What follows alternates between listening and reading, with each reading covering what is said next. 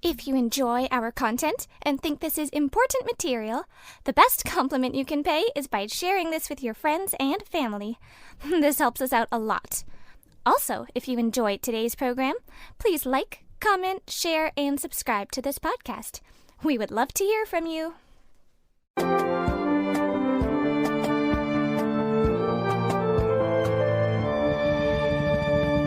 Welcome to the Truth in My Days podcast, where we defend the Word of God against the challenges of men. Hello all.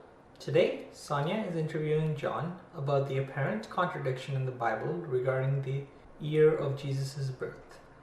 Matthew tells us Jesus was born during the reign of Herod the Great, who, we are told, died in 4 BC, while Luke tells us Jesus was born during a census conducted when Quirinius was the governor of Syria, and we are told that this man did not govern until AD 6. Can these assertions be reconciled? It will take several episodes to cover this topic, so if any episode ends with the contradiction still being unresolved, never fear. Tune in to the subsequent episode to find out this challenge addressed in full. If you missed any episodes, you can find them in our podcast. See truthinmydays.com for the location. We hope you enjoy the series. So we'll get into more detail when we cover the issue of textual criticism. Now, some would say that even with the article there's something about the syntactical construction that would make that translation clumsy. But it's certainly viable. And if we go that route, that is a solution. So is that the end of the story then? No, it's a possible solution, but it's, as I say, even syntactically, it's questionable.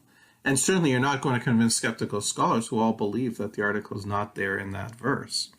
I think we can see an awful lot more about how scholarship works and where it falls down on the job. Wallace, who believes that the article is not there, and therefore you cannot translate it this way, goes on to say, in conclusion, facile solutions do not come naturally to Luke 2:2. This does not, of course, mean that Luke erred. In agreement with Sherman, Marshall warns against too easy acceptance of the conclusion that Luke has gone astray here. Only the discovery of new historical evidence can lead to a solution of the problem. This is where we must leave the matter. So what Wallace is saying is basically, as far as we can see, based on all the evidence we have, there's no solution to this problem.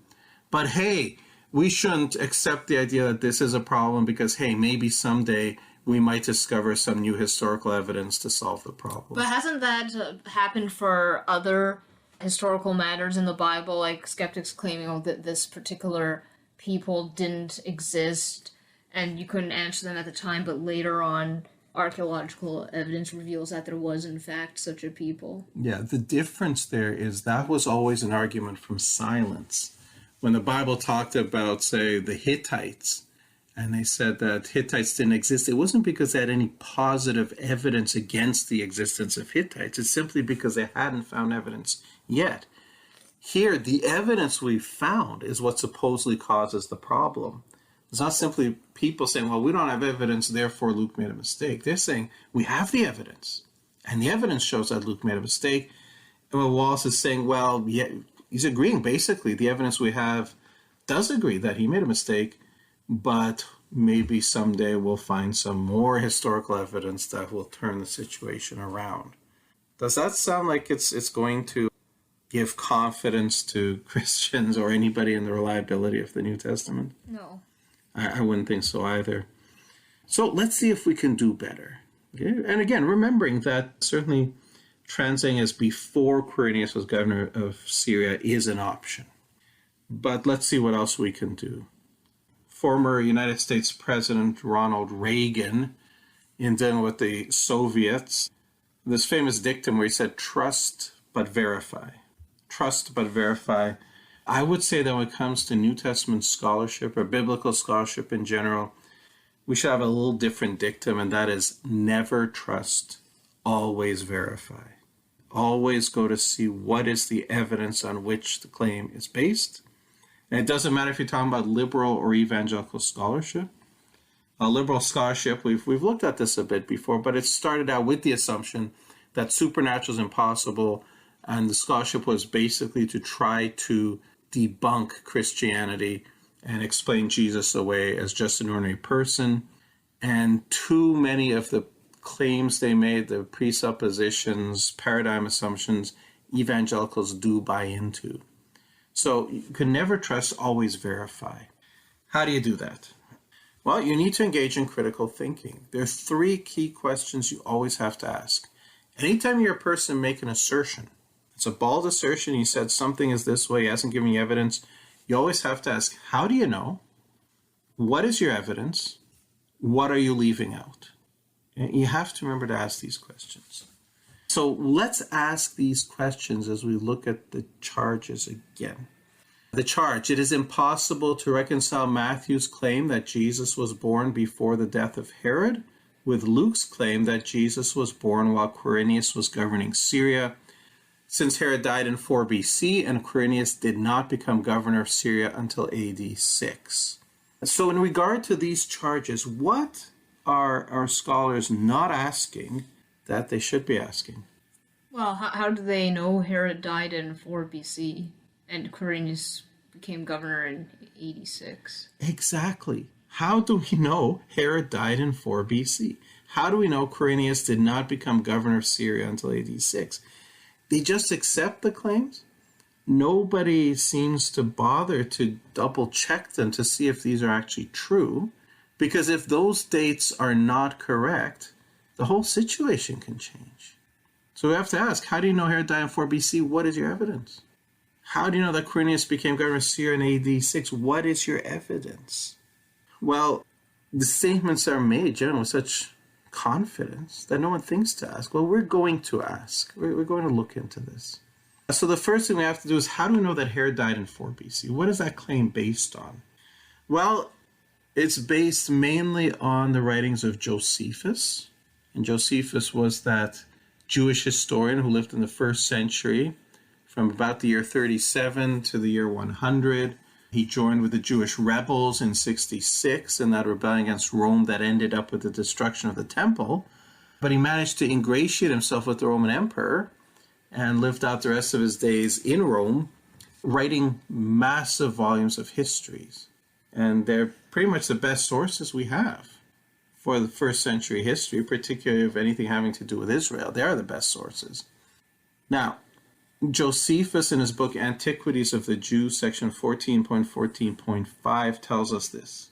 Antony also feasted Herod the 1st day of his reign, and thus did this man receive the kingdom, having obtained it on the 184th Olympiad, which was 40 BC, when Caius Domitius Calvinus was consul the 2nd time, and Caius Asinius Pollio. Now, we have a problem here. It's impossible. The 184th Olympiad ended in mid-AD 40, whereas the consulship of these two men listed began in late AD 40 and went into 39. So even in this one paragraph, Josephus contradicts himself. So which of those is correct, 40 or 39? Well, here we have to cross-reference Josephus with a Roman historian named Appian.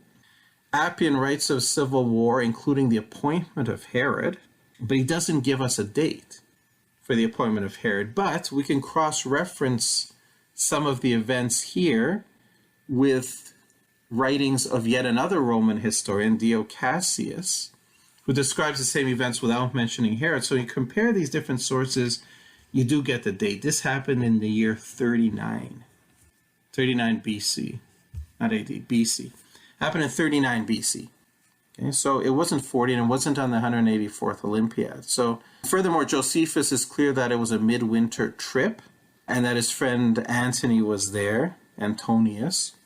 But Antonius wasn't there in the winter of 41 to 40 or 39 to 38. So it had to be 39 BC. So that's the first thing to know.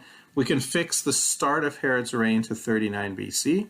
And we know right away that Josephus is not exactly that super accurate historian that we might like him to be. Now let's continue. Josephus goes on to tell us this. Herod obtained the kingship for himself when he had Antigonus killed, quote, when Marcus Agrippa and Caninius Gallus were consuls of Rome on the 185th Olympiad on the 3rd month on the solemnity of the fast. So that's AD 37. And then in Antiquities, in section 17.8.1, he tells us this: when he had done these things, he died the 5th day after he had caused Antipater to be slain, having reigned, since he had procured Antigonus to be slain, 34 years, but since he had been declared king by the Romans, 37. Now, isn't that interesting? If he took office in 39 BC, and he reigned 37, what does that take you to? 2 BC. 2 BC, not 4. Not 4. So why does everyone think it's 4 BC? We'll see why. It becomes a little problem for them with 2 BC. Josephus goes on to tell us that Philip the Tetrarch, who was mentioned in the Bible, remember this is the Philip who was married to Herodias, and Herodias divorced Philip to marry Herod. Remember John the Baptist giving Herod a hard time, saying it is not lawful for you to have your brother's wife? Oh, and that's what got him beheaded. That's what ended up getting him beheaded in the end, yes. It's that Philip the Tetrarch. Now, Josephus tells us that Philip started his reign in 4 or 3 BC. Now, about this time it was Philip, Herod's brother, departed his life in the 20th year of the reign of Tiberius, after he had been Tetrarch of Trachonitis and Gaulonitis, and of the nation of the Batanians also 37 years. Then we also find out this, and here's where you get a fun thing. Herod died after a lunar eclipse. In Antiquity 17.6.4, Josephus writes, Herod deprived this Matthias of the high priesthood and burnt the other Matthias, who had raised the sedition with his companions alive, and that very night there was an eclipse of the moon. Josephus, in the next few sections, tells of the events between the eclipse and the death of Herod, and then between his death and Passover. So, his death can be linked in close proximity to a lunar eclipse. Well, we can calculate back when lunar eclipses happened, and we do. And we find there was a lunar eclipse on March 13th, 4 BC, about 29 days before Passover. Here's the problem. See, 2 BC, 3 BC supposedly doesn't have the eclipse they need. 4 BC does. So they backdate. Instead of 3 BC, they go to 4 BC to match the eclipse. So when they say it's based on data in Josephus, it isn't really. It has to be adjusted. His chronological data doesn't line up with what he said about the eclipse. And they'll go with the eclipse, and they will put his death into the year 4 BC. And that's how he came up with it. Now, does that sound convincing so far? It sounds like there are all these confusing little mistakes. It's even hard to keep track. It is, yeah. But let's see where the trouble now begins. Well, we saw before about when Herod obtained the kingship from. We looked at that, 37 BC. It looks convincing, but wait. Okay. As we pointed out, he also gave us this other information, and they don't agree with each other. We already saw that it couldn't have been in mid-40, had to have been in 39. We saw that, 39 BC. We look at Appian's data, cross-reference with Dio Cassius, as we said. We bring the beginning of Herod's reign to 39 BC. We saw what he said in Josephus about Antony feasting with Herod the first day of his reign. The bottom line, as we pointed out, Herod was proclaimed king in 39 BC. 39 BC. It's the only possible date based on everything that we've been told by Josephus. Thank you, everyone, for listening today. Unfortunately, we have run out of time, but please join us for the next part tomorrow. Same time and same place. Thank you for listening to the Truth in My Days podcast with John Torse. We would love to hear from you. Please feel free to share any questions or comments you may have. You can reach us on Facebook, Instagram, MeWe, and YouTube. Simply search Truth in My Days as one word. Again, Truth in My Days as one word, no spaces in between. And you can connect with us. You may also visit our website for more comprehensive material and to learn more about our ministry. Our website is truthinmydays.com. Thank you.